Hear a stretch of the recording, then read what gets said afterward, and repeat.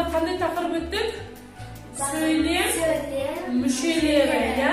Енді қараңдар. Сөйлем мүшелері қандай түрлері бар екен? Астауыш, баяндауыш, толықтауыш, анықтауыш, пысықтауыш. Әрқайсысы қай сөйлем мүшесіне жатады? Соны өз алмаларына жайғастырамыз, ya. Ал енді бірінші бастауышты табайықшы балалар. Бастауыштың сұрағы қандай еді? Кім, кімде, нелер. Не? Нелер. Ал тапшы біріншісі. Бірінші бастауышты Аиша.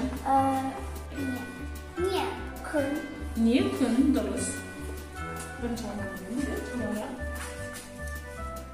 Баяндауыш енді. Баяндауыштың сұрағы қандай еді, Нұрасыл? Не істеді? Келді, дұрыс айтасың. Не істеді? Келді. Жақсы.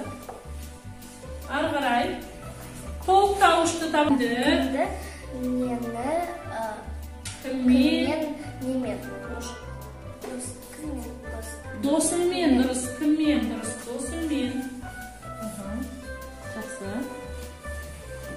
Келесі, балалар, анықтауыштың сұрағы қандай? Анықтауыш. Анықтауыш. Түрін, түсін білдіреді. Сөйлемде сын есімнің қызметін атқарады. Келесі, пысықтауыш. Оныншы, дұрыс пысықтауыш болады. Жақсы. Келесі, сұрақ қойып. Не? Шықты. Шықтық.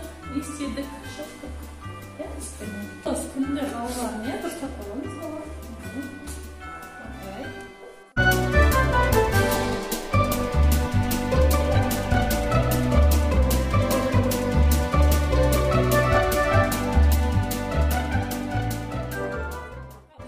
Нейрожаттығу бізге не үшін қажет?